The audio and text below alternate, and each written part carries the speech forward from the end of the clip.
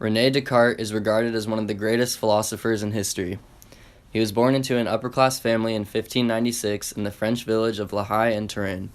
His father, Joachim Descartes, was a lawyer at Brittany's Court of Justice, and his mother, Jeanne Brochard, was the daughter of a lieutenant general of Poitiers. Since birth, René suffered poor health and was thought to not survive infancy. Because of this, his father worked so far from home and could not afford to stay home and care for him, so he employed a nurse who devoted her time to René's care. He believed this nurse saved his life. By the time Descartes was about 10 years old, he was considered healthy enough to begin school, where he spent several years learning logic, theology, philosophy, and Greek. At the age of 18, Descartes left his home and began recording his thoughts about his education. His father encouraged him to follow in his footsteps and study law, which he ended up pursuing and graduating from the University of Poitiers in France, 1616. He graduated with a diploma and a license in church and civil law. By the time he was 23, he became very serious in his desire to make new mathematical discoveries, and in 1637 he published his ideas in Discours de la Méthode, or Discussion of the Method. He is famous for having made an important connection between geometry and algebra, which allowed for the solving of geometrical problems by way of algebraic equations. He is also famous for having promoted a new conception of matter, which allowed for the accounting of physical phenomena by way of mechanical equations. However, he is most famous for having written a relatively short work in 1641, Meditations on First Philosophy, in which he provides a philosophical groundwork for the possibility of the sciences and proved the existence of God and the immortality of the soul. Within his book, he explains multiple theories, such as skeptical doubts, the wax argument, his theory of ideas, the existence of God, will, intellect, and the possibility of error, the essence of material things, mind-body dualism. Descartes then establishes that each mind is a mental substance and each body part of one material substance. The mind or soul is immortal because it is unextended and cannot be broken into parts, as can extended bodies. Descartes also advances at least two proofs for the existence of God.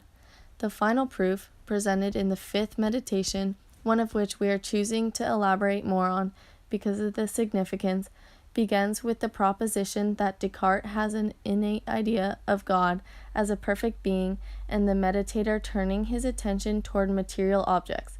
The fifth meditation displays the essence of material things and the existence of God considered a second time. It concludes that God necessarily exists because if he did not, he would not be perfect.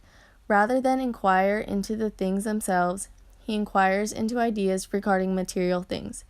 He concludes that he can distinctly imagine extension, size, shape, position, and local motion, which is associated with duration.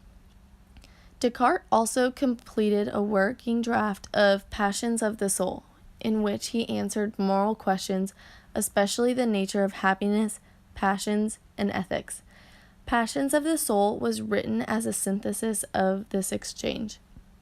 Descartes argues that no explanation of any phenomenon may assume or merely redescribe what needs to be explained.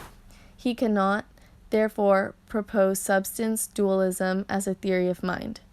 Descartes initiated such a naturalized account.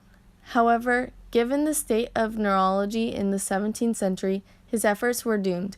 The failure to construct a scientific theory that bridges the theoretical gap between mental events and matter, as understood by Descartes, results by default in a property dualism that marks the limits of his scientific efforts. Descartes was labeled as a continental rationalist along with fellow philosophers Leibniz and Spinoza.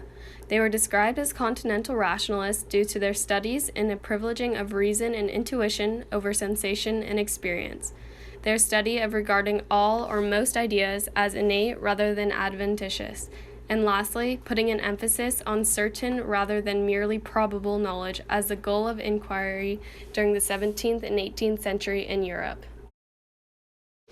Not only was Descartes historically remembered as one of the most influential continental rationalists, he also held extreme significance due to his discoveries in epistemology, which is the study of nature of knowledge, justification, and the rationality of belief.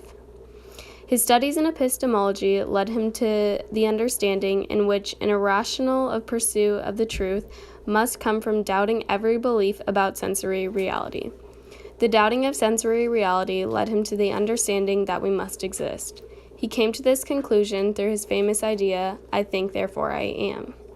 He gained this idea through the process in which he doubted his own existence, but he then thought, who is doubting this existence? The thing doubting this existence must in turn be real, for if they weren't, then who is doing the doubting? Overall, this idea, among others, led him to be known as the father of modern philosophy and one of the most famous continental rationalists.